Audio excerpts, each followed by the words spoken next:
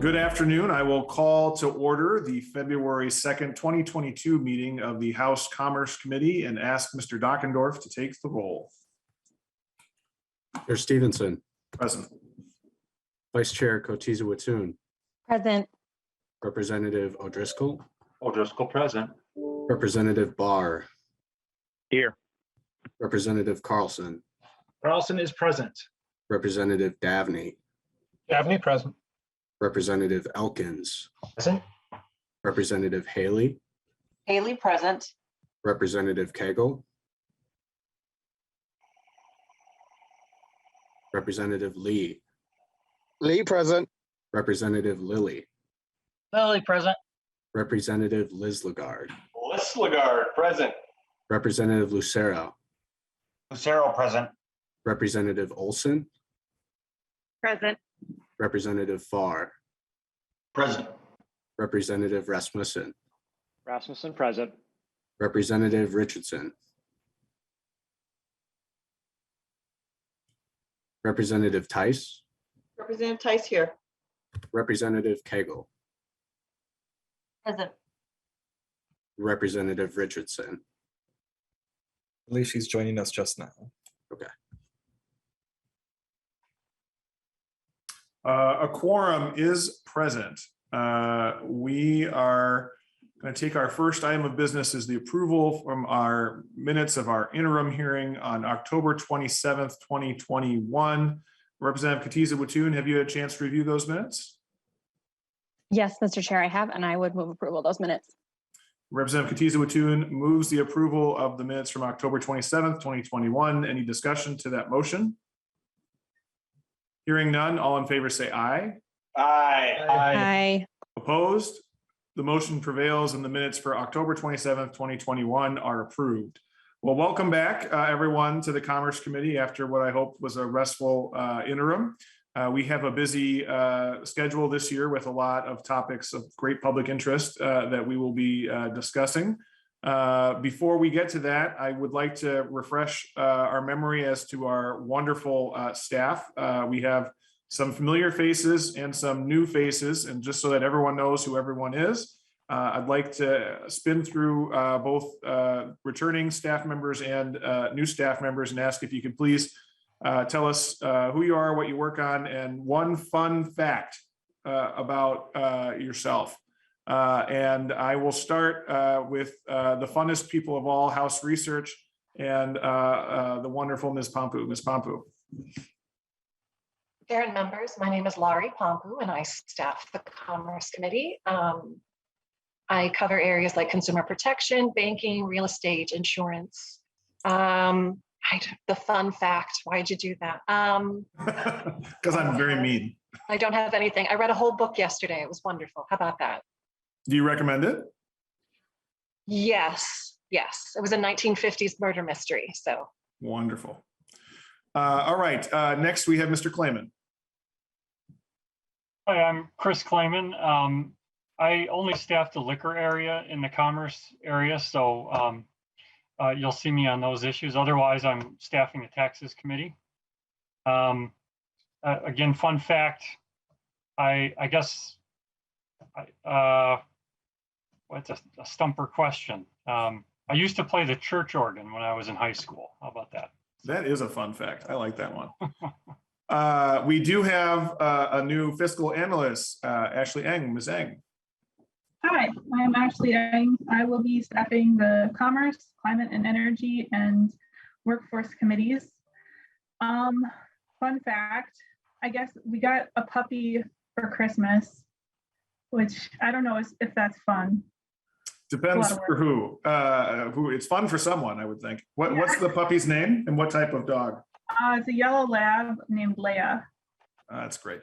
Yeah. Well, welcome to the committee. I look forward to working with you. We have our returning DFL researcher, Mr. Anderson. Hello, my name is Eric Anderson. I staff Commerce, Climate and Energy, and Preventative Healthcare. I've been with these committees for 4 years now. Fun fact, I guess I have successfully negotiated with the House that I only work on fun and amazing issues, which is why I'm here. That's a good negotiation. We have a new Republican researcher, Ms. Peterson. Hello, everyone. I'm Casey Peterson. I work on commerce and industrial education and economic development. And a fun fact is that before starting with the House in 2015, I used to work for the Senate. So I've been on both sides of the street. So you upgraded. Yes, absolutely. Yeah, let that be a warning to some members on this call. We have a new committee administrator. Ms. Miller has departed, and we now have Mr. Brown. I am Simon Brown. I am the committee administrator for the Commerce Committee as well as the Preventive Health Committee. I've worked on the Commerce Committee as the CLA for 2 years prior to this. And a fun fact about me is much like Chris Clayman, I play the piano, but not the church organ, unfortunately. Room to grow. And last is our new committee legislative assistant, Mr. Dockendorf. Hello, everyone. Jack Dockendorf, first year with the House here. My fun fact is that I am a Golden Gopher graduate. So while I'm excited for this committee, I'm more excited to watch the Purdue Golden Gopher game tonight. Very good. Well, welcome to all staff and returning members. We have an action-packed agenda today, so I think we'll move right to it. The first item on the agenda is House File 1156. Welcome to the committee, Representative Fischer. I will move House File 1156 be recommended to be referred to the Committee on Judiciary, Finance, and Civil Law. Representative Fischer, the floor is yours. Thank you, Mr. Chair. The first thing I'd like to do is I have an A1 amendment, a technical amendment to change a couple of dates because when this bill was first introduced, it was introduced last year and we've had a whole year transpire since then, so we have to adjust the dates. And that I believe I did submit that for the committee. You did. That is the A1 amendment, and I will move the A1 amendment to get the bill in the shape that the author would like the committee to consider it. Any questions or discussion to the A1 amendment? Seeing none, all in favor, say aye. Aye. Aye. Opposed? The motion prevails and the amendment is adopted. Representative Fischer. Thank you, Mr. Chair. Committee, I appreciate the opportunity to present to you today House File 1156, the Digital Fare Repair Bill. The purpose of this legislation is multifold. Number one, to give consumers the choice, especially in greater Minnesota, where to bring their electronic products when they require repair. It helps to support and grow Minnesota tech jobs. It helps guarantee free market access. It helps reduce e-commerce waste that occurs and happens in our environment. It's also critical for our farmers. Many of our farmers use large pieces of equipment during harvest and during planting. And when those equipments go down in the middle of the season, they don't have the luxury of waiting a long time to be able to get their equipment fixed and get back into the fields. Many times they're fighting the weather and the elements to try to get their crops planted in time or harvested in time so that they can get to the market. And so this is an area that is very critical. House File 1156 represents the combined interest of individuals who want the freedom of consumer choice and of businesses who make their living repairing, refurbishing, and reselling and recycling electronic equipment. Growing limitations on electronic repairs are becoming more and more challenging to consumers, and in some cases, businesses are struggling to do the work on behalf of their consumers and other businesses. The use of electronics is exploding, but repair options have been significantly reduced by some corporations using monolithic practices to crush their competition. As our homes, farms, and schools and businesses are filled with more and more electronics, we are finding it more of a challenge to repair some of this equipment. And it's because there are dwindling options for people to be able to turn around and find a qualified repair person. Too often, manufacturers are saying you have to go to only one or two places in the entire state of Minnesota. So if you got a computer that needs repaired, expensive printer, you've only got a couple of places in the state. For computers, in many instances, you are having to send those out of state, and it may be weeks before you get your computer back. That really limits what consumers are able to do. Importantly, small businesses, this is a huge crimp in what they're able to do in servicing and meeting their business needs. So House File 1156 requires original equipment manufacturers, known as OEMs, to make available instructions, parts, and tools to independent repair businesses and or consumers to fix electronic equipment. I will note that some manufacturers are already doing this, but not all. And also that what they are required to provide to consumers or other businesses are the same things they would have to provide to an authorized repair provider. This bill does not force trade secrets to be revealed. No computer source code exposed, data privacy is protected, liability of the manufacturer is protected, and last but not least, the sky is not going to fall when independent businesses or individuals replace cell phone batteries.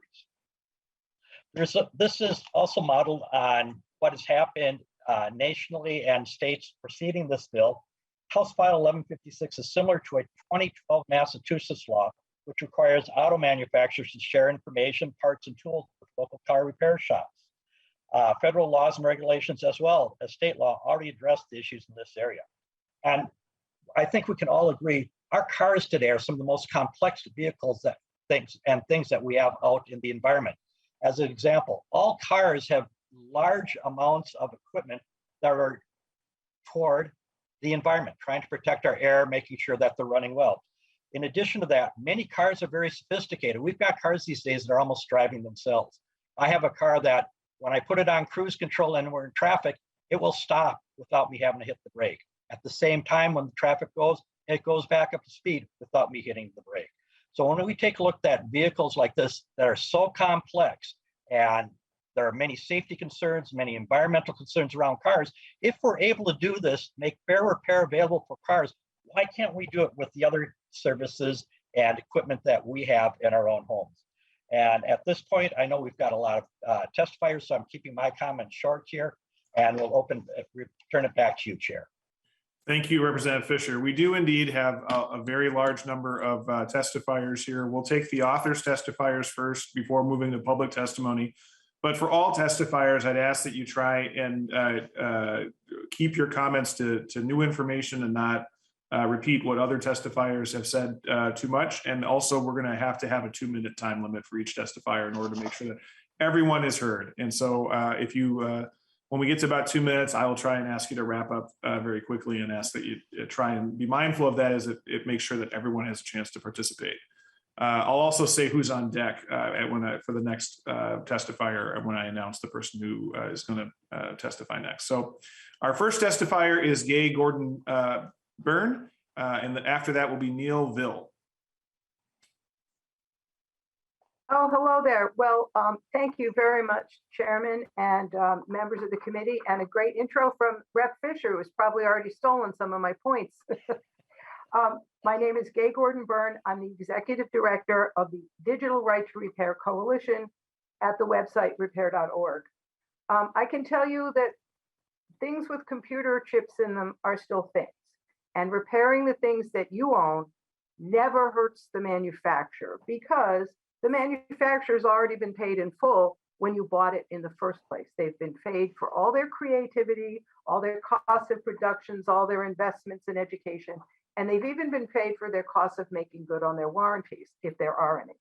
So when you buy something, all the responsibility for how you use that equipment changes at the point of purchase. You become responsible for your own privacy, for your own security, and for your own safety. Your mistakes are also yours too. Now, manufacturers that claim that they have to limit repair in order to protect you from yourself are actually ignoring their own contracts, because they always include a limitation of liability, which says, hey, whatever customer you do, we're not responsible, and you can't sue us for this. And these are actually very common contract forms, and you'll see them in every contract if you actually know where to look for them. And I can assure you, after being on the manufacturer side for a good part of 40 years, manufacturers do absolutely not want to be responsible for your mistakes. So nothing in this bill touches any federal law. We've been very, very careful when we originally drafted this law to make sure it was appropriate for state legislation. We did follow the template of the Massachusetts Auto Right to Repair law, which, as you can see, has been very effective, and it has not been challenged as preempting any federal rights. We don't change anything about copyright. There's no changes to patent. There's no interest in trade secrets. And even to the extent of emissions law, which seems to come up rather consistently, There's nothing in here that has anything to do with emissions. That's an EPA requirement and we don't touch it. So repair is not modification, it's simply restoration. You find out what part is busted, you put in a spare, you run the diagnostics to see that that part is completed the repair, and you return it to the customer. And Ms. Gordon-Byrne, your 2 minutes are up, so if you could wrap up here. Okay, well, we know that we're doing the right thing because we've been through a lot of legal scrutiny in 34 states. And I think it's pretty obvious from the Federal Trade Commission that we are pursuing very good, solid policy. Thank you. Thank you. Next is Neil Vill, and after that, Tammy Gillard. Mr. Vill. Thank you. Good afternoon. My company, World Data Products, is an independent reseller and service provider of information technology or IT equipment. We repair, refurbish, and resell computer servers and networking gear originally manufactured by companies such as Cisco, Dell, HP, and IBM, the OEMs. We have been in business since 1987 and employ 47 people in Plymouth, Minnesota. The Digital Fair Repair Act will benefit our state in 3 areas: environmental, economic, and cybersecurity. The highest and best use of used IT equipment is to keep it in use. We keep these products in use and out of landfills. The economic benefits are many. We save customers 50% or more compared to the price of new equipment. Our customers are small to mid-sized businesses that do not have the clout to be given large discounts by the manufacturers, or larger companies who are using systems that have been discontinued by the manufacturers and can only be obtained on the independent market. The repaired and refurbished information technology equipment marketplace is global, and Minnesota is a major hub. As you can see from the support letter submitted by our industry trade association, ASCDI, I am not alone in Minnesota. In fact, ASCDI's database shows 143 independent IT equipment resellers and service providers just in our state, with estimated total employment of well over 3,000 people. To enable our companies to grow and create more jobs in Minnesota, we need this bill to pass. Regarding cybersecurity, the OEMs frequently issue firmware updates and software patches to fix vulnerabilities through which malicious hackers can steal information and disable systems. The manufacturers control this process and typically do not make these updates available to independent refurbishers and repair shops. Making these patches available to independents will improve the security of corporate information systems and will help prevent malware attacks and the stealing of information. For our Minnesota companies to grow, to maintain a free and fair market for repaired and refurbished computer equipment, to provide competitive cost savings to customers, to protect the environment, and to improve cybersecurity, the Digital Fair Repair Act is essential. Thank you. Thank you, Mr. Vill. The next testifier is Tammy Gillard. After that will be John Helmers. Ms. Gillard. Good afternoon, Chairman Stevenson and members of the committee. My name is Tamara Gillard, and I am the Executive Director of Minnesota Tech for Success, formerly Minnesota Computers for Schools. Tech for Success is a nonprofit organization now in its 25th year. Our mission is to create digital equity for students by partnering with schools, educational organizations, and to provide technology access, engaging STEM programming and IT workforce development in underserved communities. Minnesota Tech for Success recycles, refurbishes, and repairs donated computer technology, which is placed in schools and nonprofits in Minnesota. Since our founding in 1997, we've placed over 98,000 computers across the state of Minnesota, border to border, creating digital equity for students across the state by increasing access to technology. In addition to providing access, we also provide free IT certification training for individuals, most from underrepresented populations who are preparing for entry-level employment in the IT field. In addition, we begin offering opportunities to our IT graduates for paid internships to gain the hands-on skills working with computer equipment, better preparing them for the workforce.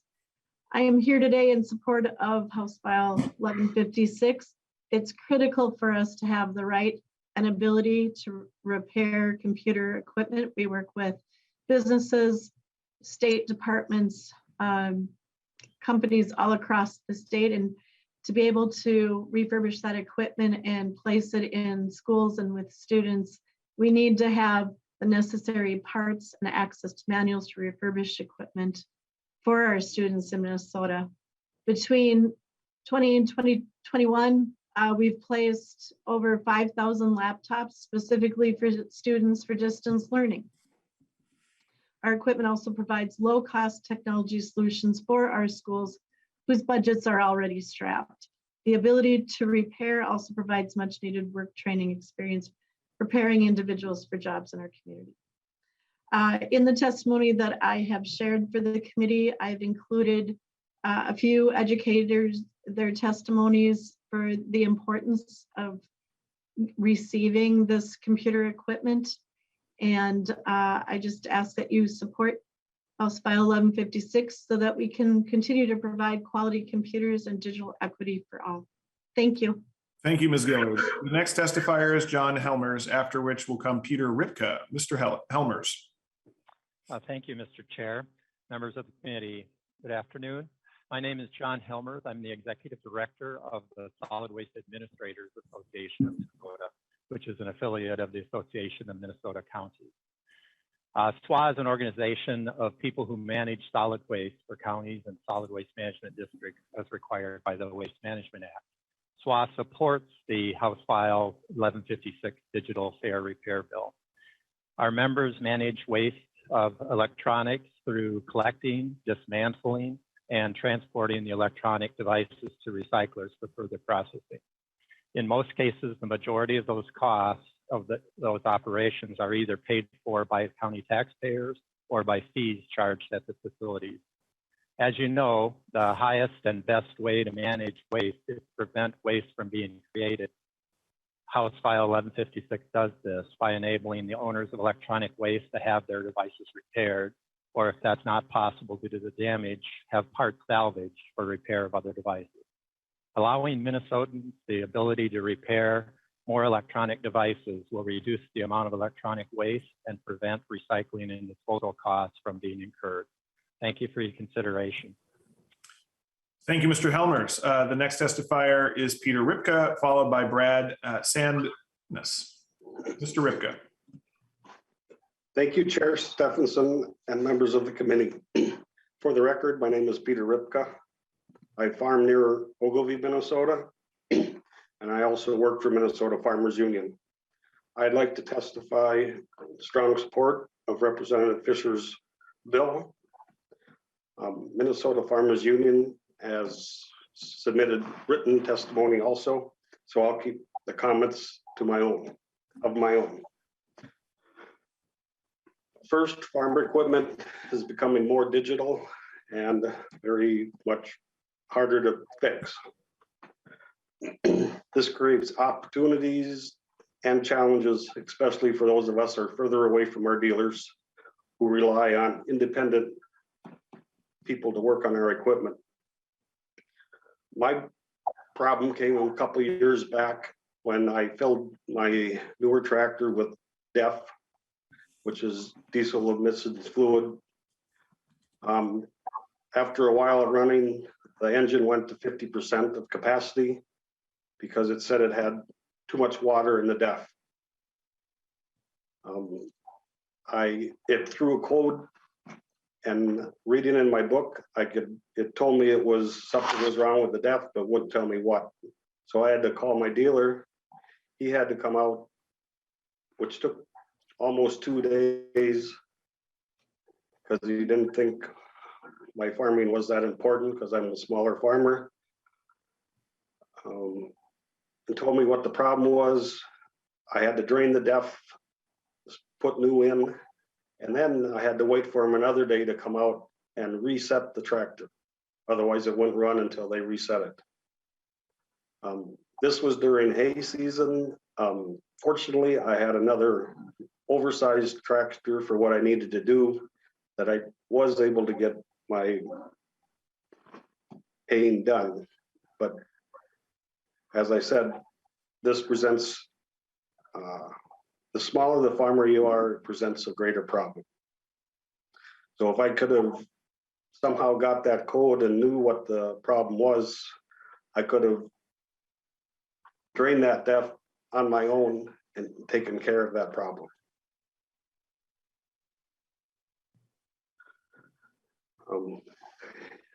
And so that's the end of my testimony. So thank you for your time. If you have any questions, I'll be here. Thank you, Mr. Redpath, for that testimony. The next testifier is Brand Sandness, after which we'll move to public testimony, excuse me, and Colleen Hart will be first. Mr. Sandness. Thank you, Chair Stephenson and members of the committee. I hope you can hear me okay. Sorry, I was muted. We can hear you. Okay. I'm testifying today in support of HF 1156, also known as Digital Right to Repair. My name is Brad Sandness. I live and work in Virginia, Minnesota, and northeastern Minnesota. I've been an emergency room trauma nurse for the past 6 years, and my wife and I have owned and operated the only cell phone repair store within a 60-mile radius of Virginia, Minnesota for the past 6 years. We repair all makes and models of cell phones, tablets, including iPads for several school districts in our region. On a daily basis, we perform repairs that Apple simply won't do. The right to repair affects me, my family, and my community. When manufacturers refuse to make replacement parts, specialty tools, and repair manuals available to their customers, they're putting profits ahead of people. Since the day we opened our repair store, we've been reluctant to expand and hire employees due to the fear that Apple and others will succeed in their plan to eliminate third-party repair shops. Over the past 6 years, they've tested their elimination plan at least 3 times by disabling iPhones that had a third-party repair done to them. In addition, the small hospital where I work only has 1 ventilator. The manufacturer does not allow any training to repair that machine and requires that only their technician repair it. If that life-saving machine malfunctions, it would take days for a technician to travel to us to repair it. That's a death sentence to any patient that may have needed it. If right to repair were to pass and become law, it would change the lives of my family by providing greater financial security, allow us to create good paying jobs in our community, reduce the enormous amount of e-waste that's flooding our landfills, and potentially save lives in small towns across the country. Thank you, and I'd be happy to answer any questions. Thank you. So we've now concluded the author's testifiers. We'll move to public testimony. The first testifier from the public is Colleen Hart, followed by Tara Ryan. Ms. Hart. Hi, my name is Colleen Hart. I am the Director of Product Integrity at the Toro Company. My role is product safety and compliance for all of the Toro Company products. The Toro Company manufactures everything from walk power mowers that you buy at the Home Depot to directional drills branded Ditch Witch. The Toro Company's headquarters are located in Bloomington, and we have plants in Shakopee and Windham, Minnesota. The Toro Company is for right to repair, but not for House File 1156. We are concerned about improper repair, which leads to modification, and specifically related to embedded software language in the bill. For reference, the Toro Company does provide repair information on our equipment to our customers. You can go to thetorocompany.com and look up repair protocols for walk power mowers. We also provide that for directional drills to customers that have the sophistication to do that. Digital and software systems control safety devices on all of this equipment. The language regarding embedded software and firmware is a safety concern to the Toro Company. I invite any of you that have not already been to the Toro Company to see a demonstration about our concerns to please contact me. We'd love to have you. Thanks for your time today. Thank you. The next testifier is Tara Ryan, followed by Tyler Dyers. Ms. Ryan. Good morning. Good afternoon, Chair Stevenson, Madam Vice Chair, and members of the committee. I'm Tara Ryan with the Entertainment Software Association. I'm here today respectfully to oppose House File 1156. ESA represents the U.S. video game industry. The makers of all 3 major console systems, Microsoft, Nintendo, and Sony, are ESA members. 75% of U.S. households have at least 1 gamer at home, and top games can take several years to develop, and in some cases, cost more than $100 million to produce. Unlike other industries, when you buy a video game, you buy a copy, not the copyrighted material. A right to repair mandate poses a high risk to video game creators and other copyright owners who rely on a secure media ecosystem of the game console to safeguard copyrighted works against sophisticated piracy efforts. To help prevent content theft, video game software, firmware, and hardware have built-in security features known as technological protection measures, also known as TPMs, to prevent the play of unauthorized video game content and access to other content. TPMs help create a secure media platform. The biggest benefit of a secure media platform is that it provides video game publishers, music distributors, and other streaming platforms the assurances that their intellectual property will be safe and secure. Sharing hardware schematics, sensitive diagnostic information, tools, and security-related reset codes with unauthorized third parties would compromise the security of the entire platform and harm console makers and copyright owners. Information once released worldwide cannot be clawed back. Section 1201 of the Digital Millennium Copyright Act prohibits the trafficking of tools used to circumvent technological protection measures, such as those protecting video game consoles. In the Section 1201 rulemaking that happened at the end of last year, the US Copyright Office recognized that video games are highly expressive works and the unique nature of video game consoles, and stressed the importance of technological protection measures to the video game industry. The video game industry spends significant resources to remove pirated and other illegal content from the internet.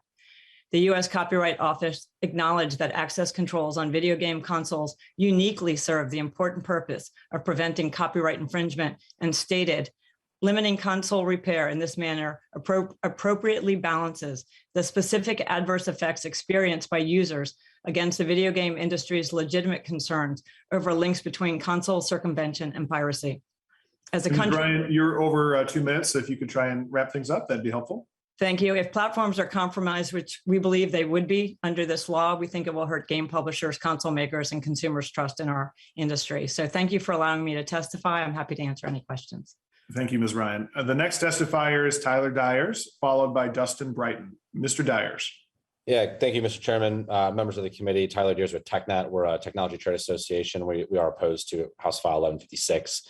Our member companies have every incentive to ensure that customers have ample opportunity to get their products repaired. In fact, our brands depend on being able to provide superior customer service.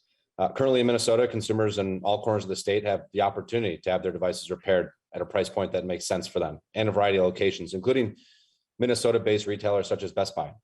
It's imperative technology companies be able to manage their repair networks in order to provide safe and effective repairs. Our member companies currently maintain extensive networks of authorized repair partners that are well-trained and highly qualified to safely and securely repair or refurbish their products.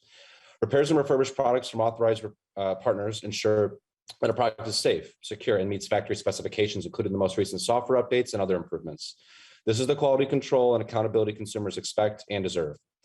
It's also worth noting that it's an unfair and unfounded claim that electronic products are not getting recycled. Electronic product manufacturers have designed policies and programs to ensure that they are continuously improving the sustainability of their products and reducing the overall amounts of e-waste generated. To back that claim up, an independent recent study led by the researcher at the Yale School of Environment's Center for Industrial Ecology has found that the total amount of electronic waste generated by Americans has actually been declining since 2015. Safety is another serious, significant concern with this legislation. Most consumer electronics use lithium-ion batteries. This enables the design of thinner and lighter portable electronics. These batteries may pose serious safety risks if they're not designed, manufactured, and installed properly. Just ask the FAA when you go to check a bag on an airplane.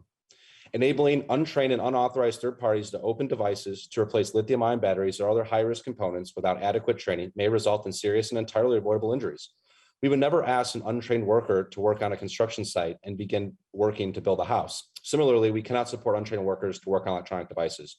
In short, we believe that the market is best situated to handle this and not the Minnesota legislature here. And you're starting to see that with various OEMs. OEMs and authorized repair firms are uniquely qualified to ensure the secure and safe repair of electronic products. These firms use OEM trained technicians and original parts that are backed by OEMs and their partners with warranties, legal enforceable contracts, quality assurance requirements, and other mechanisms that provide strong protections for consumers. Mr. Chairman, thank you for the opportunity to testify today, and I yield my time back to you. Thank you very much, Mr. Dyers. The next testifier is Dustin Brighton, followed by Lisa McCabe. Mr. Brighton. Thank you, Chairman Stevenson.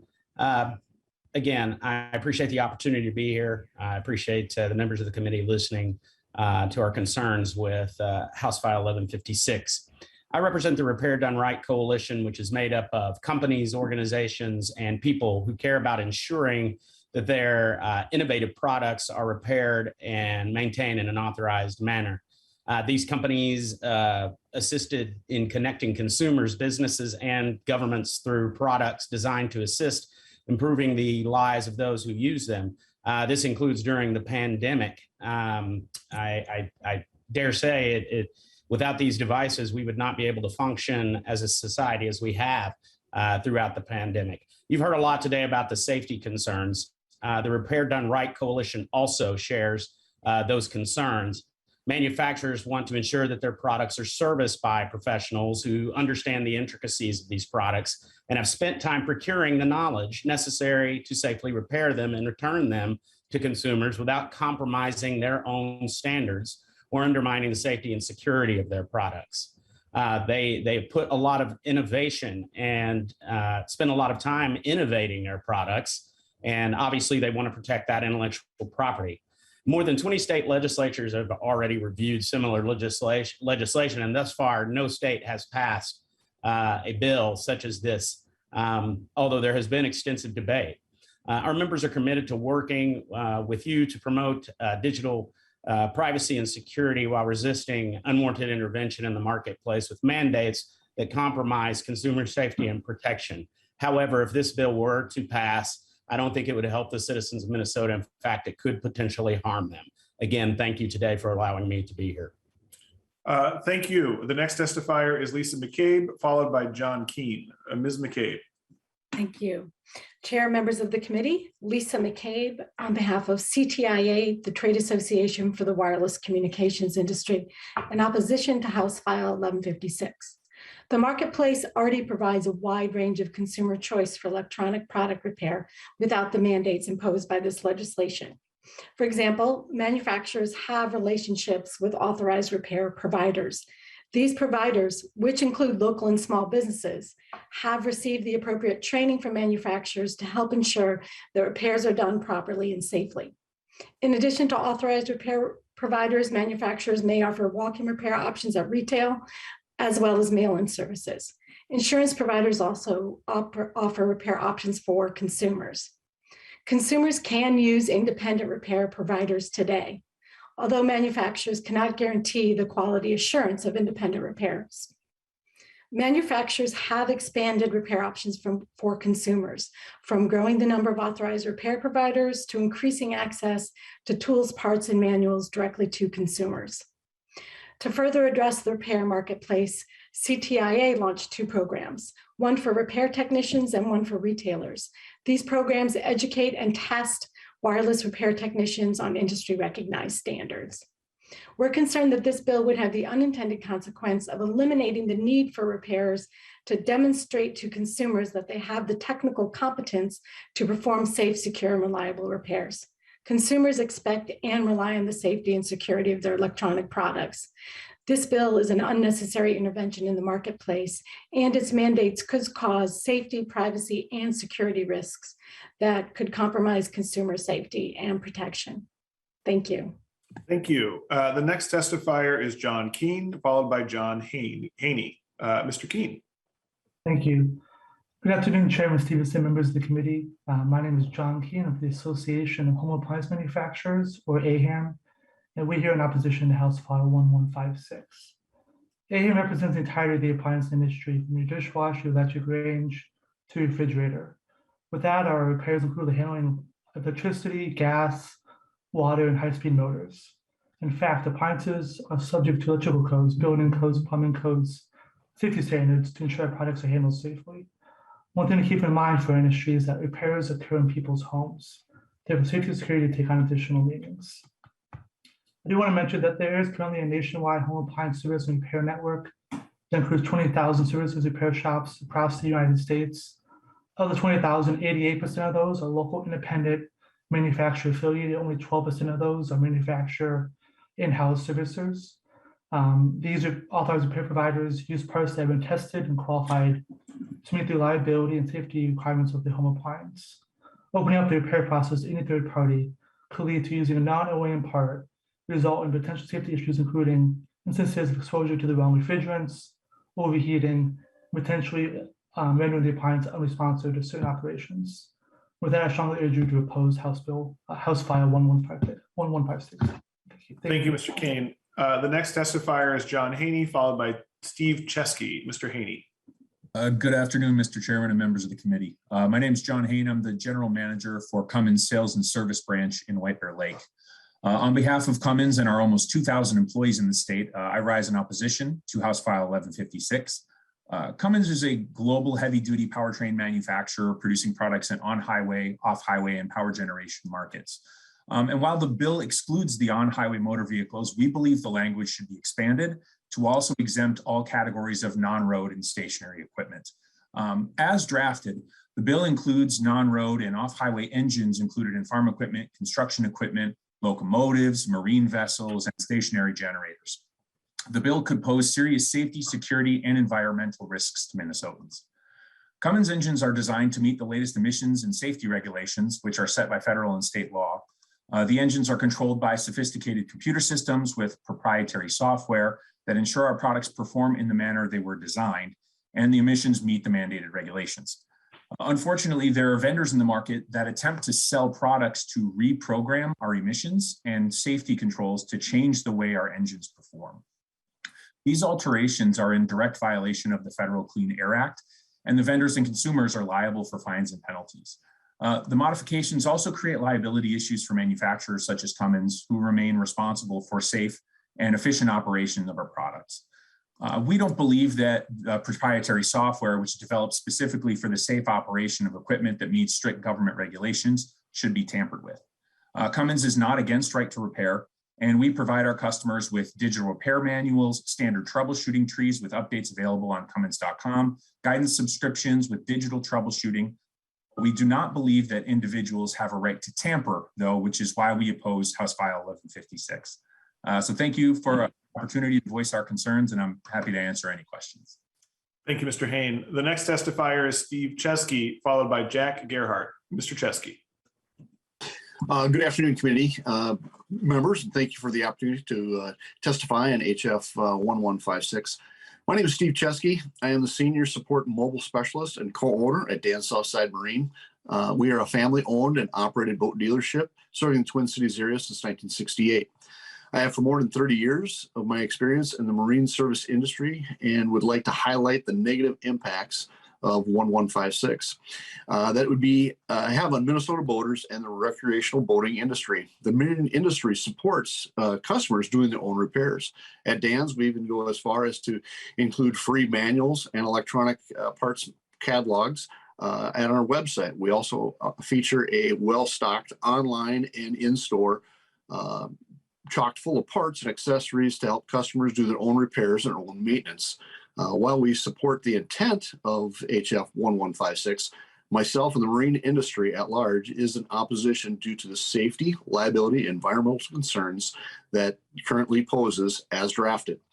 Marine engines are made with specific safety features to protect consumers, like the inability to start a boat in gear or automatic safe modes that reduce speeds of the engine to avoid the engine from overheating or doing catastrophic damage to the engine. They're also programmed to comply with specific EPA emissions regulations, and this is done through electronic controls.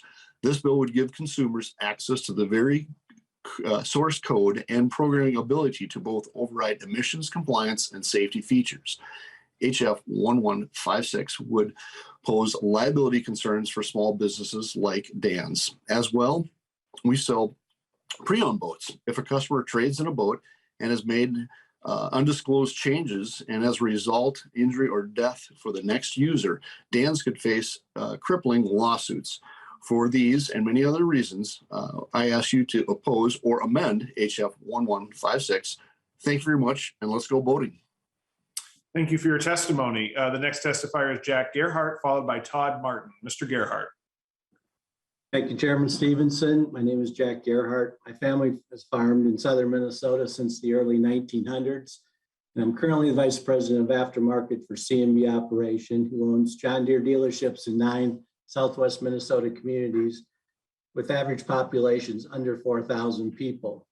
This bill, including the obligation to supply parts at cost, threatens to close all 9 outstate businesses, eliminating 250 well-paying jobs, along with farmer access to $9 million in parts inventory and access to over 60 factory-trained technicians.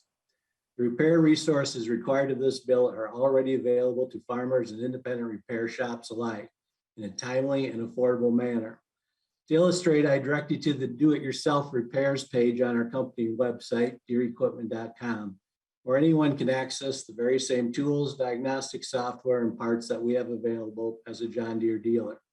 Specifically, you'll find free access to the complete John Deere parts catalog, quick links to purchase operator, diagnostic, and service manuals, and directions on how to order special tools and the same diagnostic software that certified John Deere dealers use. In other words, Mr. Ripka, who just testified, could have diagnosed his DEF problem for himself. This clearly provides owners and independent repair shops with the right to repair. As proof, in 2021, 60% of our parts sales were made direct to equipment owners and independent repair shops. If owners and independent repair shops don't have the right to repair their equipment and other people's equipment, why are they buying 6 out of every 10 parts sold by our dealerships? This bill does nothing to advance self-repair, but does further exploit the opportunity to modify equipment, which is a growing industry concern. The bill clearly goes beyond repair to strip proprietary information from manufacturers, hand it over to an unregulated end user, and then turns a blind eye to the economic, life safety, and environmental impacts that will most certainly result. For these reasons, C&B Operations views this legislation as both deceptive and reckless, and as such, not good for the equipment industry nor the state of Minnesota. I've submitted further written testimony. Thank you for your time. Thank you. Our next testifier is Todd Martin, followed by John Weber. Mr. Martin. Good afternoon, Chairman Stevenson and committee members. My name is Todd Martin. I'm Service Director at Arnold Companies. Our company is a family-owned ag, construction, and power equipment dealership representing sales, parts, and service in Kimball, St. Cloud, St. Martin, Wilmer, Glencoe, Mankato, and Alden, Minnesota. We support ag, construction, and homeowners, customers for over 80 years. I'm proud to say Arnold's employs 260 of our friends and neighbors in our business. HF 1156 will lead to circumvention of safety and environmental protection safeguards, which are required by law and strictly observed by authorized dealers. Today, we see a growing problem with something called chipping, where a customer, through illegally sourced software, has increased the horsepower of an engine often far beyond the manufacturer's specs. This results in safety concerns, excess exhaust containing harmful CO2, and premature wear. We also see a lot of units that have had their emission systems deleted or overridden. These machines do not meet federal emission standards any longer. It's important to note that this practice causes harm to our natural environment through the release of harmful CO2 and other particulate matter into the atmosphere. Arnold's understands that we and our manufacturers share a joint responsibility to ensure compliance with state and federal emission standards. These emission standards are so important that we as a dealership do not even have access to that embedded code, regardless of the purpose. Arnold's thrives on providing high value to our customers and community. We invest significant amounts of capital each year to ensure our technicians have the latest safety and technology training. HF 1156 is too broad in product scope. Our concern is this legislation will incentivize a race to the bottom for number one heavy-duty consumers and their satisfaction, equipment technicians, and the environment. As a service director of our family-owned Minnesota dealership, we do fully support our customers having the right to repair their equipment, and we provide the resources to do so, as others have said. However, we cannot support unauthorized and unsafe modifications. For those reasons, I ask you please vote no on HF 1156. Thank you. Thank you. The next testifier is John Weber, followed by Grant Surrey. Mr. Weber. Thank you, Mr. Chair and committee members. My name is John Weber. I live in Delano and work at RDO Construction and Equipment Company. We are a construction and agriculture heavy equipment dealer. And I am here representing my family and all the professionals that work at RDO in Sauk Rapids, Fergus Falls, and 8 other RDO equipment stores in Minnesota. We have 570 team members in our state, and our payroll annually totals more than 38 million. These are highly skilled and well-compensated individuals who contribute to our Minnesota way of life in their local communities and where they live. House File 1156 is indeed broad-reaching and has serious consequences. Our team of professionals carry a heavy responsibility as the products that we sell are extremely dangerous and complex. These machines, when operated and repaired responsibly, are the backbone of how our infrastructure is created and maintained. The bill puts those 570 jobs at risk. To be clear, we do support the right to repair, as was previously testified, but we oppose the right to modify. In fact, we support our customers' right to repair every day. Our customers, including independent repair shops, can and already do perform repairs on their equipment to the extent they're comfortable or able. Our team supports those efforts by offering access to manuals, providing training, giving guidance, doing classes, and there's even videos on our website.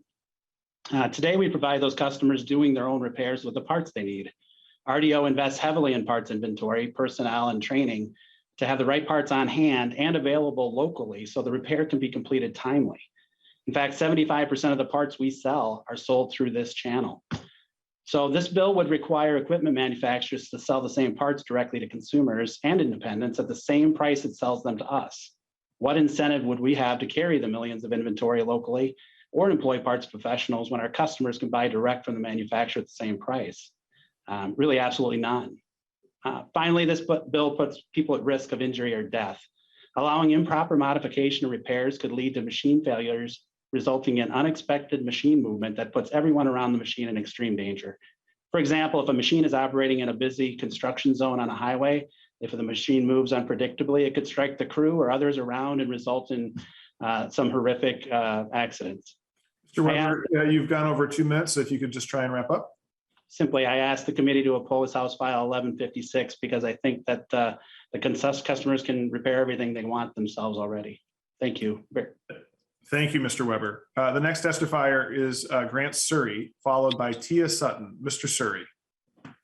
Chairman Stevenson and members of the committee, thank you for the opportunity to testify today in opposition to House File 1156. My name is Grant Surrey and I have responsibility for U.S. and Canada customer support for John Deere agricultural and turf products. I'm also thankful to work with 75 John Deere dealer locations across the state of Minnesota to enable and support our customers' ability to repair their machines. We know uptime is critical when you're raising a crop and tending livestock. And we also are in a competitive industry where we have to earn the business of our customers. We support the right of customers to repair their machines and make all necessary parts, tools, and information available for them to do that up to the point that we would enable modification or tampering with machine functions like emissions controls. We have an obligation as an original equipment manufacturer to meet the Clean Air Act standards and ensure that those standards are met through the life of the machine. We're also concerned with safety functions, unintended motion of machines, and performance in the public environment could compromise the safety of bystanders as well as the operators. Reliability and durability can be impacted by modifications and tampering that would impact the current owner as well as future owners. That future value of that equipment as it goes through the trade cycle, through its life cycle, needs to be insured for those follow-on owners and operators. The other issue that comes up is security of the operational data of those machines. That is the customer's data. That's transferred over the internet and cell phone network as they move their agronomic data, and we want to make sure that that security is not compromised. In summary, we don't need legislation for this issue and would ask for a no vote today. Industry commitments already in place to provide parts, service, and tools, and all of our Deere dealers offer these part, service, and parts, tools, and information locally. Thank you. Thank you. The next testifier is Tia Sutton, followed by Phil Watkins. Ms. Sutton. Thank you, and good afternoon, Chairman and members of the committee. My name is Tia Sutton Seasonthorne, and I'm testifying today on behalf of the Truck and Engine Manufacturers Association. EMA represents manufacturers of commercial vehicles and on and off-road engines used in several applications, including trucks, buses, construction and farm equipment, locomotives, marine vessels, lawn and garden equipment, and stationary generators. EMA opposes HF 1156. I've submitted written testimony discussing our safety, environmental, and security concerns and on the lack of clarity on exclusions, but I'd like to focus specifically on environmental impacts here. The correct use of service information, such as diagnostic and repair tools, on large, complex machinery requires highly trained and skilled personnel. Unfettered access by untrained individuals will undermine the integrity of the equipment and would further increase the likelihood for disabling federally mandated emission control systems. As some of the dealers have noted today, such illegal tampering is increasingly occurring, especially on off-highway equipment and trucks, and it contributes substantial excess pollution that harms public health and air quality. The US EPA has undertaken a national enforcement initiative to respond to the numerous instances of this on and off highway engine tampering across the country, including tampering via the use of software to alter or disable digitally controlled emission technologies. Further, allowing access to software that controls federally regulated systems also exposes the owners, operators, and manufacturers to both civil and criminal liability for tampering. EMA requests that any digital right to repair legislation clarify that all on and off highway engines, vehicles, and equipment are expressly excluded. Those products are not the type of consumer goods that appear to be the focus of the bill, and they're already covered by existing state and federal laws and manufacturer commitments. Finally, the bill will limit the availability and increase costs of products sold in Minnesota, as those products will be forced to have unique characteristics. Thank you again for the opportunity to provide our comments, and I'm happy to answer any questions today or following the hearing. Thank you very much. Our next testifier is Phil Watkins, followed by Zach Hoffman. Mr. Watkins. Yeah, good afternoon, Mr. Chairman and members. I'm with Nuss Truck and Equipment. We're the Mack and Volvo truck dealer here in Minnesota and provide a lot of equipment for snow plowing to moving every type of commerce there is. And I myself been in the industry almost 45 years, and we were the 2017 American Truck Dealer of the Year, and have got a lot of similar comments that others have said. I guess I do agree with most of them. What is the problem we're trying to fix here? I'd love to see more examples. I feel the gentleman with the deaf problem, again, agree with the other example that, that's a very easy, readily remedied thing with what we have now and wouldn't require any of this legislation. I could see it on a few of the other examples, but when it comes to trucks, heavy equipment, things like this, it's hard to see. As a dealer, we spend a lot of money on things to have our dealer, let's say, franchise and the obligation to let's have higher level of access when we do repairs. We have an extremely amount of money going into training that Zach will talk more about. But if we're going to sell at the exact same cost to somebody that has not paid all those dealer franchise expenses, that's pretty tough to take. And really demeans our investment and our value in our franchise.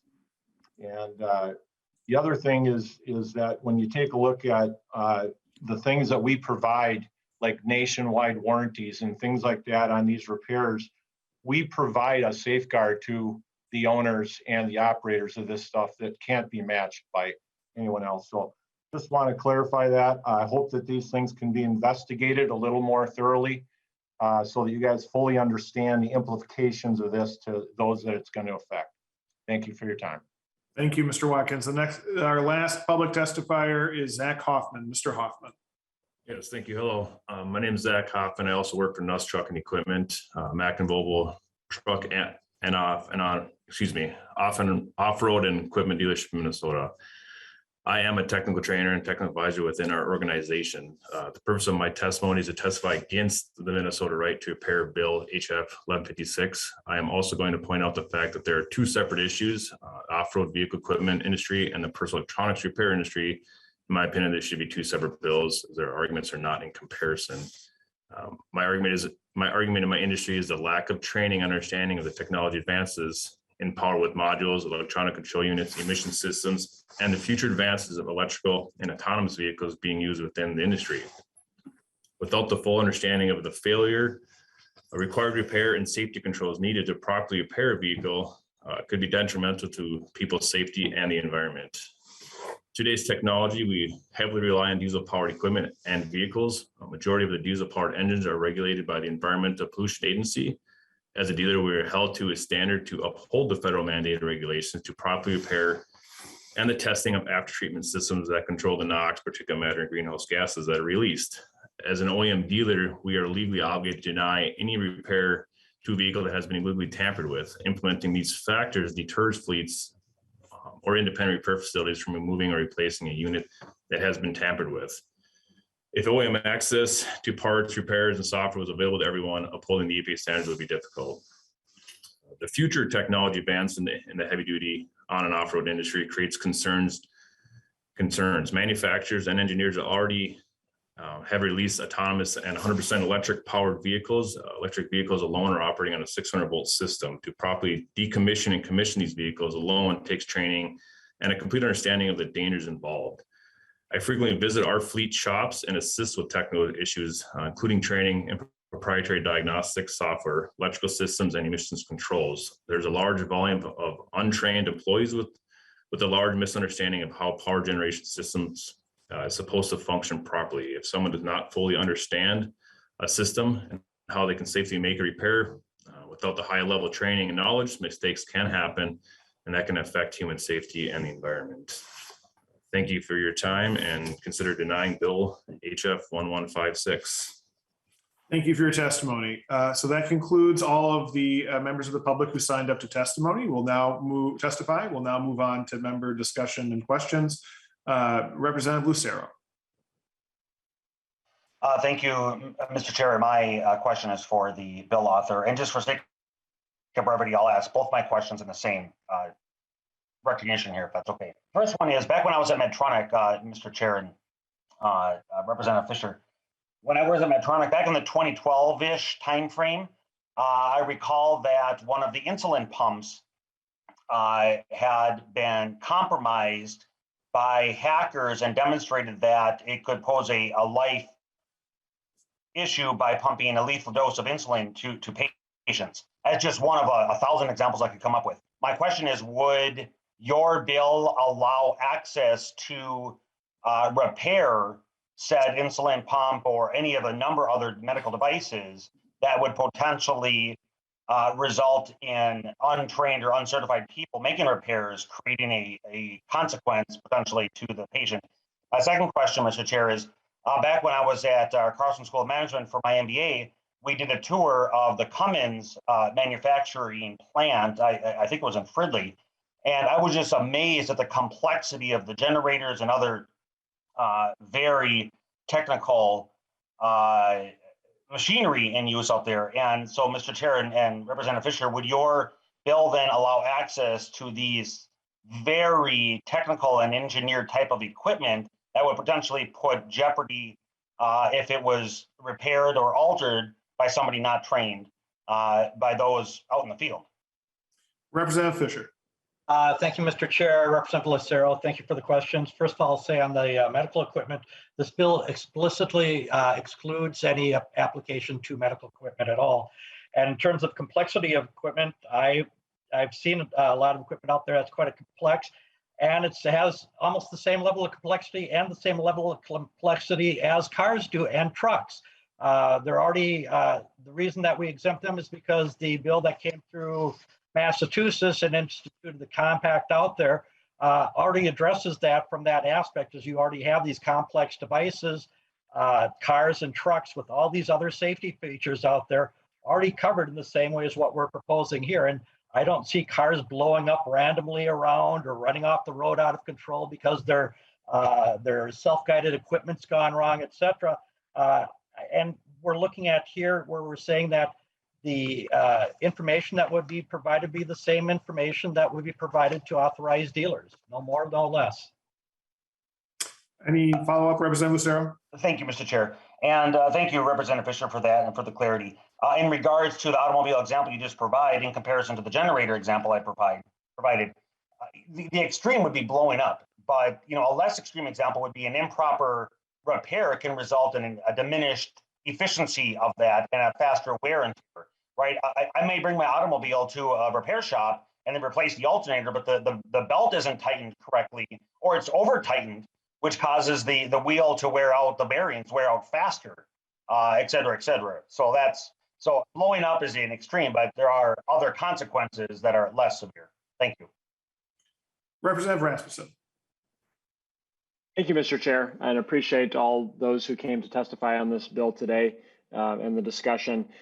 I just wanted to express a particular concern that I have that was brought up by the testimony of Mr. Weber in terms of essentially forcing farm equipment dealers and other market participants to sell parts at wholesale costs. And this, if we look at the bill language, is starts at line 2.11, goes through 2.19. And I just really worry, especially for my constituents out in Otter Tail County, just being able to have access to parts when there really isn't much incentive for dealers to have those parts on hand when they need them and they have equipment in the field and they need a quick turnaround. So I just worry what this will do to that part of the market, and don't really understand why we have to have that provision in the bill. And so I'll be voting no today, but appreciate the conversation and discussion. Representative Elkins.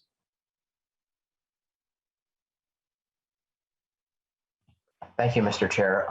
So there were several references in testimony today to the ability to access and modify source code in firmware.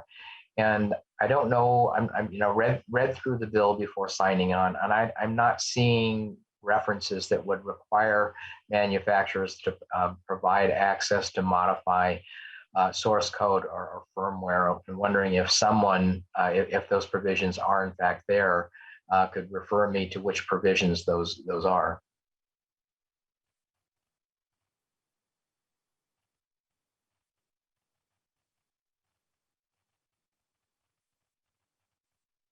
Chair, you're muted. Thank you. Representative Elkins, were you asking a question that you wanted someone to answer? Anybody can answer. I mean, several testifiers today have referenced that. I would agree with that concern, but I'm not seeing it in the bill. I think we'll treat that as a rhetorical question in the interest of time at this moment, and move to Representative Kotyza-Witthuhn. Thank you, Mr. Chair. My question may be similar to Representative Elkins, as I also kind of picked up on I support the right to repair up until modifications. And so I searched the bill for the term modification. Nothing in there about people making modifications. And I guess my question to maybe Representative Fischer would be, if somebody makes unauthorized modifications to the equipment, I mean, is there a way to potentially enforce that down the line? I know, Representative Lucero expressed concern about people's equipment not functioning properly. And I'm curious if that's been already a part of the discussion, like if people are trying to modify and go above and beyond the repairs that they're trying to do. Representative Fischer. Thank you, Mr. Chair. Representative Kotyza-Witthuhn. Thank you for the question. There's nothing in the bill that authorized modifications. We're hearing that modifications are occurring by people right now. We are opposed to anything that would allow people to make modifications out there because of the concerns that we've heard throughout the testimony here. We want to make sure that things are being done from a fair repair side, not a fair modification side. Thank you. Any follow-up, Representative Kotyza-Witthuhn? Okay. I see no members on the list, so I will give Representative Fischer the last word on the bill. Representative Fischer.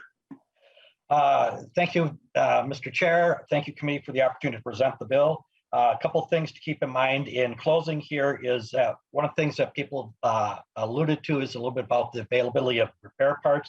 I think this is where the fair right to repair is very important, because with COVID, we've had all sorts of stressors in the market, and sometimes people are not able to get what they would like rapidly from their local provider, but they're able to get it from the original manufacturer. It gives them the right to go to that manufacturer to get it.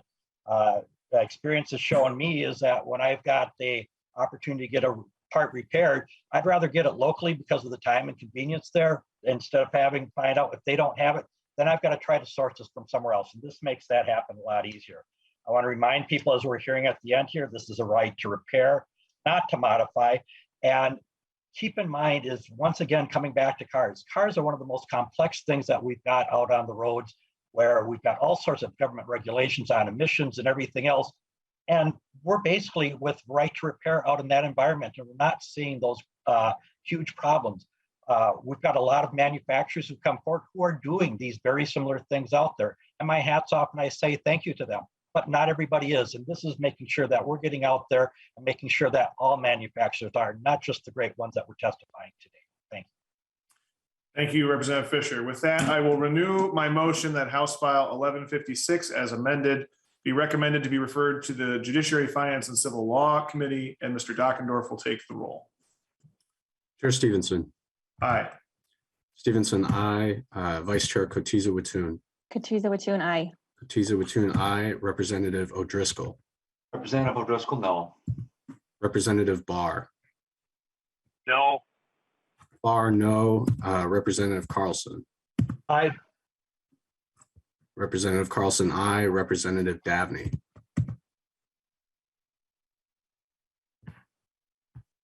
Representative Dabney. Representative Elkins. Elkins, aye. Elkins, aye. Representative Haley. Representative Haley. Representative Cagle. Representative Cagle. Aye. Cagle, aye. Representative Lee. Lee, aye. Lee, aye. Representative Lilly. Representative Lilly. Representative Listlegard. Listlegard votes no.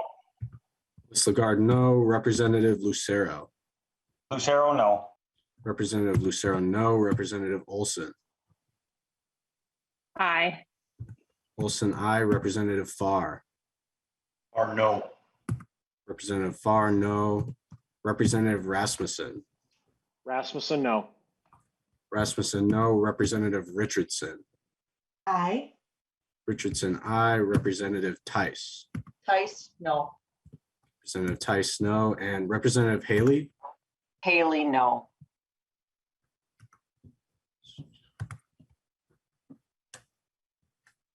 And Representative Dabney should be. Representative Dabney. I see him in here. Representative Dabney, you're muted.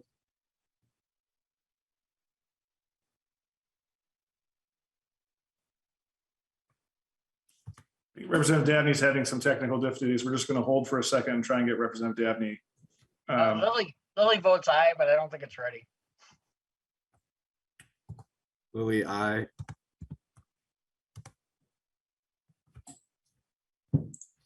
We're going to try and get Dabney here. Just one sec.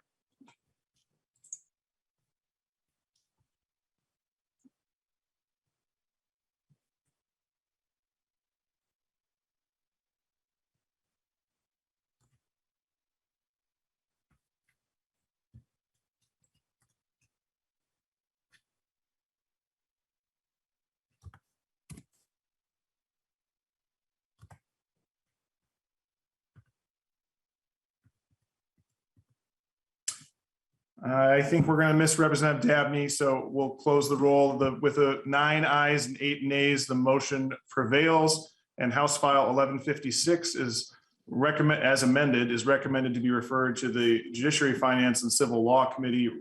Thank you, Representative Fischer.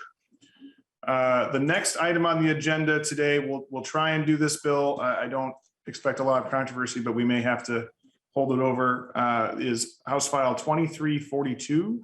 Representative Carlson, would you like to move your bill? Yes. Chair Stevenson, I'd like to move House File 2342, and I also have the DE3 amendment as well. Representative Carlson moves 2342 be placed on the general register, and he also has an amendment DE2. DE3. Oh, yes, DE3, sorry. And I assume this is an author's amendment to get the bill in the shape you want it. Yes, that's correct, Chair. Okay, any discussion to the DE3? Seeing none, all in favor say aye. Aye. Aye. Aye. Opposed? The motion prevails and the amendment is adopted. Representative Carlson, to your bill. Thank you, Mr. Chair. I think we can get through this one in the 15 minutes remaining. Real quick, in 2016, the definition of debt settlement services under Minnesota Statute 332B was amended to address the spread of unscrupulous activities by tax preparers who were not licensed nor subject to any regulations, standards of practice, or oversight. These bad actors were marketing their services on television and elsewhere to settle state and federal tax debts for a large fee, taking the money up front, but not providing the promised services. While other professionals were exempted under the statute, enrolled agents were not, and thus inadvertently subjected to a law not meant for them. House File 2342 provides an expressed exemption for both individual enrolled agents and the professional firms from the debt settlement services statutes. Definitions included in the bill ensure that there are no loopholes to enable bad actors to evade protections provided from the debt settlement law. An enrolled agent is a tax practitioner authorized and regulated by the Internal Revenue Service to represent taxpayers on tax audits, collections, and appeals. Enforcement of the enrolled agent certification is by the Department of Treasury's Inspector General. Enrolled agents are also required to attend continuing education programs and are subject to a code of conduct.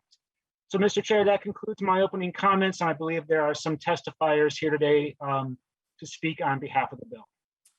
There are. The first testifier is Ron Elwood. Mr. Elwood. Thank you, Mr. Chair and members. My name is Ron Elwood with Legal Aid, and I think Representative Carlson really explained it extremely well. The tax debt settlement amendment to add tax debt settlement providers to the protections under Chapter 332B was in 2016, and as he said, it was an inadvertent omission to an inadvertent omission for the enrolled agents. They should have been exempted then, and they aren't now. They aren't at this point, and the DE simply does that. And I want to thank Lloyd Grooms and Tony Quillis for asking Legal Aid's assistance in crafting this amendment and helping to support seeking the exemption for enrolled agents. Legal Aid supports the DE and the underlying bill. Thank you. Thank you, Mr. Elwood. The next testifier is Tony Quillis. Mr. Quillis. Mr. Chairman, my name is Tony Quillis, and I have the honor of representing the National Association of Enrolled Agents. Representative Carlson did a great job of summarizing the issue, and I would really like to thank the Department of Commerce, the State Bar Association, the CPAs, and Mr. Elwood. His advice and counsel have been very helpful on this issue as we move forward. I think we've, Mr. Chairman, as you said, have hit the sweet spot on this one. And I know that there is probably one more you've got to deal with yet on the agenda today. So I'm going to keep my comments short and sweet and just let you know that the National Association of Enrolled Agents are in full support of the DE3. Okay, thank you, Mr. Quillis. The last testifier is Gino Fragnito. Mr. Fragnito. Thank you, Mr. Chair. My name is Gino Fragnito, and I'm the Government Relations Director at the Minnesota CPA Society. And we do indeed support the changes that are being made and the additional clarification in the DE amendment that does spell out the statute that covers the regulation of the certified public accountant profession. Thank you, Mr. Chair. Thank you. That concludes the public testimony. So we'll now move on to member discussion and questions. Is there any members wishing to speak or ask questions to this bill? Seeing none, I'll turn it over to Representative Carlson for the final word. Representative Carlson. Thank you, Mr. Chair. Again, it was a real pleasure to work with all the stakeholders on this bill. There was quite a bit of work in drafting so few words to this bill, but in conjunction with those stakeholders, as well as the Department of Commerce and experts in this field, I think we have struck a good balance to ensure that these enrolled agents can continue their good work. So, yeah, I think we've got this one right. All right. Representative Carlson renews his motion that House File 2342 as amended be recommended to be placed on the general register, and Mr. Dockendorf will take the roll. Chair Stevenson. Aye. Stevenson, aye. Vice Chair Kotyza-Witthuhn. Aye. Kotyza-Witthuhn, aye. Representative O'Driscoll. O'Driscoll, aye. O'Driscoll, aye. Representative Barr. Barr, aye. Barr, aye. Representative Carlson. Carlson, aye. Carlson, aye. Representative Davnie. Dabney, aye. Davnie, aye. Representative Elkins. Elkins, aye. Elkins, aye. Representative Haley. Haley, aye. Haley, aye. Representative Kegel. Kegel, Aye. aye. Representative Lee. Lee, aye. Lee, aye. Representative Lilly. Lily, aye. Lilly, aye. Representative Listlegard. Listlegard, aye. Listlegard, aye. Representative Lucero. Lucero, yes. Representative Lucero, aye. Representative Olson. Aye. Olson, aye. Representative Farr. Barr, aye. Farr, aye. Representative Rasmussen. Rasmussen, aye. Rasmussen, aye. Representative Richardson. Aye. Richardson, aye. And Representative Tice. Tice, aye. Tice, aye. With 18 ayes and 0 nays, the motion prevails, and House File 2675 is recommended to be referred to the, House File 2342 is recommended to be placed on the general register. The last item on our agenda today is House File 2675 by Representative Kotyza-Witthuhn.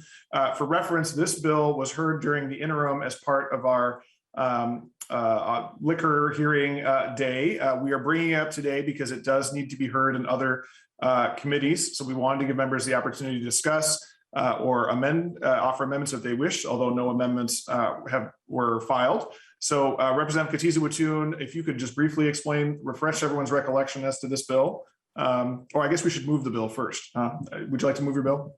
Thank you, Mr. Chair. I would move that House File 2675 be recommended to be referred to the Committee on Judiciary, Finance, and Civil Law. So Representative Kotyza-Witthuhn moves House File 2675 be recommended to be referred to the Committee on Judiciary, Finance, and Civil Law. And now, if you wanted to briefly remind us about this bill. Thank you, Mr. Chair. Members as well as audience members may remember being interrupted by my son during this presentation. So if that's all that you remember about this bill, I will give a quick recap here. It's a proposal to enhance and adapt the regulatory framework of the direct-to-consumer wine shipping industry. Like so many other online businesses, the wine shipping channel experienced massive growth over the past 18 plus months due to the COVID-19 pandemic. Just last year, 2021, according to the shipments compliance report by Sovos, the direct-to-consumer industry hit over $4 billion. So many new buyers entered this channel during 2020, during the height of the pandemic, and domestic wineries seem to have retained these new buyers. So the proposal does a number of things, including licensing structure, tax parity with Minnesota wineries and retailers, and a small expansion of volume that's available for direct shipments annually to consumers. This legislation treats both Minnesota wineries and out-of-state wineries the same as far as shipping requirement and requiring licenses.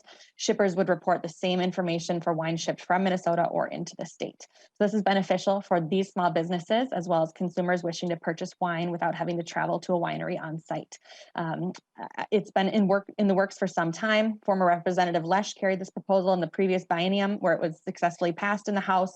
The proposal is supported by the industry, including the Wine Institute, the Minnesota Municipal Beverage Association, the Minnesota Licensed Beverage Association, the beer wholesalers, the wine and spirit wholesalers, and Teamsters. So I'll quickly let Mr. Carlson share a bit more about the details of the proposal, and then we'd be happy to answer questions if there are any.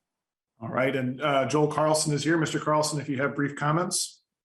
Mr. Chairman and members, Joel Carlson on behalf of the Wine and Spirit Wholesaler Association.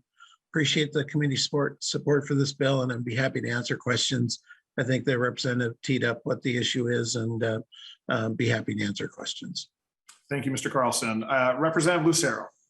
Thank you, Mr. Chair. My question is for the bill author, and I just want to clarify my understanding. Does this, in a time of record state of Minnesota budget surplus due to tax over collection, does this bill result in additional taxes from being paid where currently taxes are not required? And does it increase regulation where current regulation does not exist? Representative Kotyza-Witthuhn. Thank you, Mr. Chair, and thank you, Representative Lucero, for the question.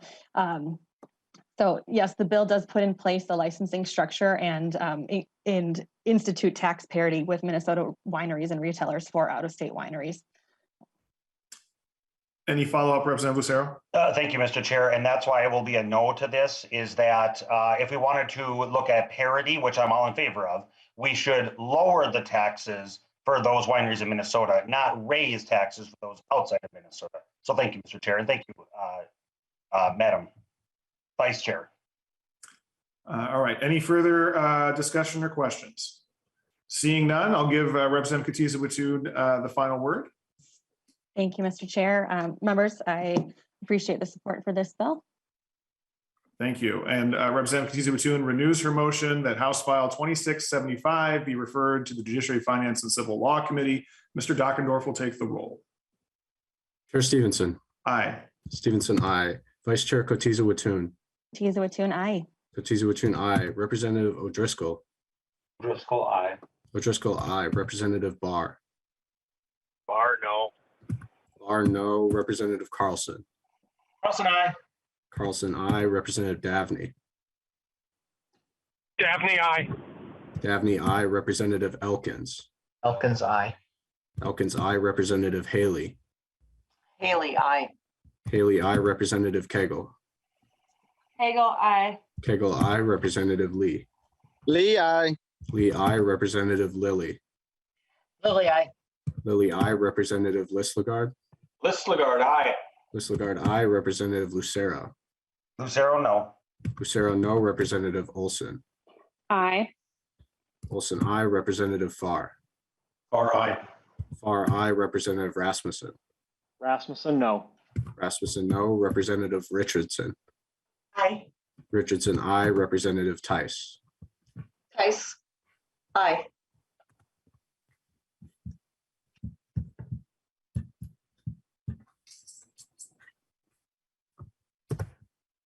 With 15 ayes and 3 nays, the motion prevails, and House File 2675 is recommended to be referred to the Judiciary, Finance, and Civil Law Committee. And I should have said this at the beginning, but just to clarify, what we expect to happen here is that after this bill makes its way through various committees throughout the House, that it will either return to us formally, or we will just, having heard it here, it's eligible to be in our omnibus, but we expect its ultimate path to be in the liquor omnibus. So just for the benefit of anyone paying attention to the structure here, we do expect this bill to come back before the committee one last time. And with that, we've concluded today's agenda, and we will be back next week for our regular schedule on Tuesday, and the committee is adjourned.